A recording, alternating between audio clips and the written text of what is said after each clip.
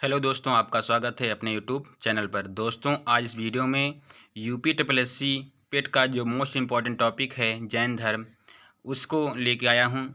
ये हमारे नोट्स लिखे हुए हैं, इन्हीं को पढ़कर हमने यूपी ट्रिपल एस सी पेट 2022 में 80 मार्क्स प्राप्त किए थे। अगर आप भी दोस्तों 80 मार्क्स लाना चाहते हैं लगभग, तो आप हमारे नोट से तैयारी कर सकते हैं। अगर आपको हमारे नोट्स अच्छा लगेगा तो ये वीडियो को दोस्तों में शेयर करिएगा और ज़्यादा से ज़्यादा कमेंट करके बताइएगा कि कैसा वीडियो आपको लगा। चलिए दोस्तों, स्टार्ट करते हैं। जैन धर्म, इससे पहले आपने जो वीडियो नहीं देखा है बौद्ध धर्म, सिंधु घाटी सभ्यता और वैदिक सभ्यता का, तो आप हमारे चैनल पर जाके वीडियो देख सकते हैं। दोस्तों, स्टार्ट करते हैं। सबसे पहले जो जैन धर्म है, जैन धर्म के जो संस्थापक माने जाते हैं वो ऋषभदेव थे। आपको पता होना चाहिए। जैन धर्म में कुल 24 तीर्थंकर हुए। 24 तीर्थंकर में से पहले जो संस्थापक थे ऋषभदेव थे, और उनका जो प्रतीक था सांड या बैल था। दूसरे नंबर के कौन थे? अजीतनाथ थे। दूसरे नंबर के अजीतनाथ, जिनका प्रतीक था हाथी। थर्ड नंबर के संभवनाथ, जिनका घोड़ा था। और 21 नंबर के थे नेमिनाथ, जिनका नीलकमल था। 22 नंबर के थे अरिष्टनेमि, जिनका शंख था प्रतीक। और 23 नंबर के पारसनाथ थे, जिनका प्रतीक चिन्ह था सांप।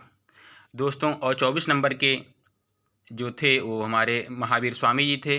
तो महावीर स्वामी जी 24 नंबर के तीर्थंकर थे, और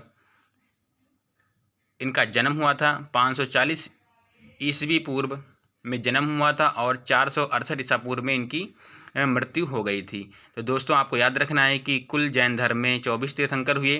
पहले आपको ऋषभदेव, दूसरे अजीतनाथ, तीसरे संभवनाथ, इसी तरह से आपको 23 नंबर के पार्श्वनाथ और 24 नंबर के महावीर स्वामी थे। चलिए आगे बात करते हैं कि महावीर स्वामी का जन्म कहाँ पे हुआ था और मृत्यु कहाँ पे हुई थी। तो आपको ध्यान रखना है दोस्तों, जो जैन धर्म में जो महावीर स्वामी हैं, इससे इम्पोर्टेंट क्वेश्चन आते जरूर हैं कि इनका जन्म कब हुआ था। तो 540 ईसा पूर्व, जिसको BC भी कहते हैं। और इनका जो जन्म हुआ था वैशाली कुंड ग्राम में हुआ था। जन्म कहाँ पे हुआ था? वैशाली कुंड ग्राम में। और ये लगभग 72 वर्ष तक जीवित रहे थे, और इनकी मृत्यु हुई थी 468 ईसा पूर्व। कहाँ पे हुआ था? पावापुरी में। कहाँ पे हुआ था? पावापुरी में मृत्यु हो गई थी। तो 540 ईसा पूर्व में इनका जन्म हुआ था, और 468 ईसा पूर्व में इनकी मृत्यु हो गई थी, जो कि कुल 72 वर्ष तक जीवित रहे थे। और इनकी मृत्यु हुई थी पावापुर में, और जन्म हुआ था कुंडग्राम वैशाली में। चलिए आगे बात करते हैं, इनका प्रतीक चिन्ह क्या था। तो इनका जो प्रतीक चिन्ह था वो सिंह था।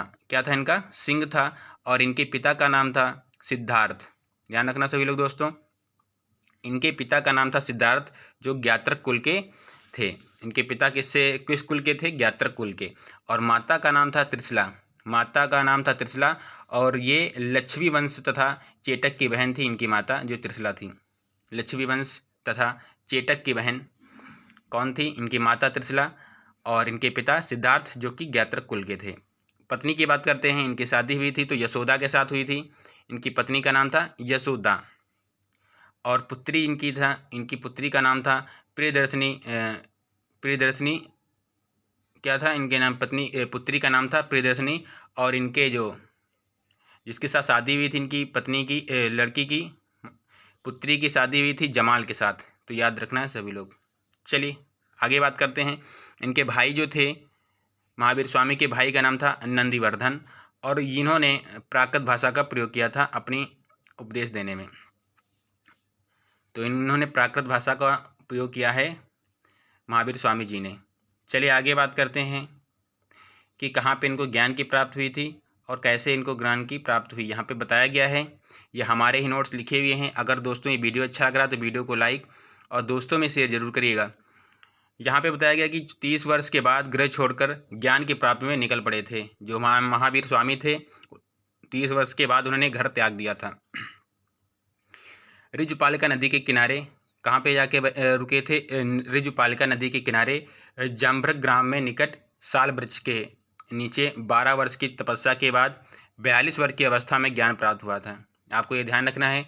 तो ऋजुपालिका नदी के किनारे जाम्भृग ग्राम के निकट एक साल का वृक्ष था, उसी के नीचे जाके 12 वर्ष की तपस्या के बाद 42 वर्ष की अवस्था में ज्ञान प्राप्त हुआ था। और उस दिन कौन सा दिन था? बैसाख दशमी का दिन था। उस समय बैसाख दशमी का दिन था जिस दिन इनको ज्ञान की प्राप्ति हुई थी। सबसे पहले क्या है, पहले 1 वर्ष अशोक के वृक्ष के नीचे जो कि स्वर्ण बालुका नदी के किनारे वहाँ पे बैठे थे, ज्ञान की प्राप्त कर रहे थे। लेकिन बाद में 11 वर्ष तक उन्होंने कहाँ पे?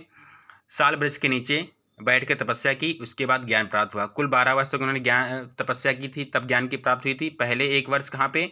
अशोक वृक्ष के नीचे जो कि स्वर्ण बालुका नदी के किनारे है, वहाँ पे उन्होंने ज्ञान की प्राप्त करने की कोशिश की थी। लेकिन बाद में उन्हें 11 वर्ष तक साल के वृक्ष, जिसको कहते हैं बरगद का पेड़, उसी के नीचे बैठकर उनको ज्ञान की प्राप्ति हुई थी।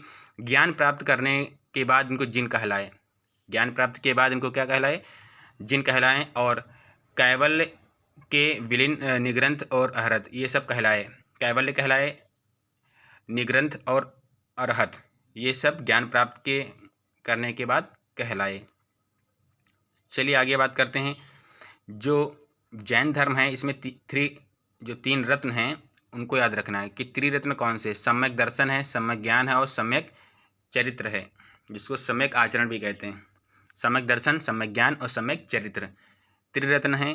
त्रिरत्न किससे संबंधित है? आपको याद रखना है, जैन धर्म से संबंधित है। और त्रिपिटक बौद्धों से है। जैन संगीतियाँ केवल 2 हुई थी और बौद्ध संगीतियाँ 4 हुई हैं, तो उनको याद रखना है आपको। नहीं आपको आता है बौद्ध के बारे में तो हमारा वीडियो जाके देख सकते हो, पूरी डिटेल में हमारे नोट्स में लिखे हुए हैं एक एक बात बौद्धों के बारे में, तो आप जाके वहाँ से पढ़ सकते हैं। दोस्तों, जैन जो संगीतियाँ हुई थी वो कुल टोटल 2 हुई थी। पहली जो जैन संगीति हुई थी पाटलिपुत्र में हुई थी और 300 ईसा पूर्व में हुआ था। इसके अध्यक्ष थे स्थूलभद्र और इसमें शासक कौन थे? चंद्रगुप्त मौर्य जो थे उसमें शासक। दूसरी जैन संगीति हुई थी वल्लभी में 512 ईसा पूर्व में और उसमें जो अध्यक्ष थे देवर्धिछ मासणम। कौन से? देवर्धिछ मासणम थे उसमें अध्यक्ष। तो आपको ये ध्यान रखना है, जैन संगीतियाँ केवल 2 हुई। पाटलिपुत्र में एक हुई, दूसरी वल्लभी में। जब पाटलिपुत्र में हुई थी उसमें अध्यक्ष स्थूलभद्र थे और शासक उस समय थे चंद्रगुप्त मौर्य। आगे बात करते हैं यहाँ पे कि प्रथम जब जैन संगीति हुई थी उसके बाद अकाल पड़ गया। प्रथम जैन संगीति जब हुई थी उसके बाद अकाल पड़ गया।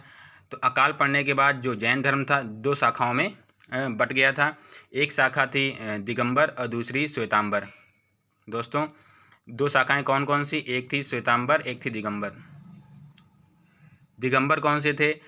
उत्तर भारत छोड़कर कहाँ चले गए थे? दक्षिण भारत में चले गए थे और उसके प्रवर्तक माने जाते हैं भद्रबाहु। कौन माने जाते हैं? भद्रबाहु, जो कि उत्तर भारत में से छोड़कर दक्षिण भारत में गए थे। वो नग्न रहते थे, जिनके लिए उनको कहा जाता था दिगंबर। नेक्स्ट क्या है कि श्वेतांबर। श्वेतांबर क्या थे? जो उत्तर में ही रहे, उत्तर से कहीं नहीं गए। उसमें अकाल आया था तो उनको, उनके प्रवर्तक माने जाते हैं स्थूलभद्र। स्थूलभद्र माने जाते हैं और ये कपड़े पहनते हैं, वो कपड़े नहीं पहनते हैं दिगंबर लोग। चलिए आगे बात करते हैं कि जैन धर्म को मानने वाला शासक इम्पोर्टेंट है। ट्रिक क्या है? काकासुस। क्या हो जाए? काका CUS, काकासुस। ट्रिक है, का से मतलब खारवेल जो कलिंग के शासक थे। ए से मतलब अजातशत्रु, अशोक नहीं, अशोक तो नहीं होगा, अशोक बौद्धों के मानते थे। ए मतलब हो जाएगा अजातशत्रु और ए मतलब हो जाएगा अमोघवर्ष। सी मतलब चंद्रगुप्त मौर्य और यू मतलब उज्जैन और एस मतलब संप्रीति। ये जो सभी शासक थे ये जैन धर्म को मानते थे। खारवेल, चंद्रगुप्त मौर्य जो थे ये मानते थे जैन धर्म को। उज्जैन भी क्या है? जैन धर्म को ही मानते थे और संप्रीति भी जैन धर्म को मानते थे। दोस्तों, ये रहा जैन धर्म के बारे में। अगर ये वीडियो आपको अच्छा लगा तो वीडियो को लाइक, और इसी तरह से अगर हमारे नोट्स पढ़ने हैं, आपको UPSC पेट में अच्छे मार्क्स लाने हैं तो हमारे चैनल को सब्सक्राइब करिए। तब तक के लिए जय हिंद।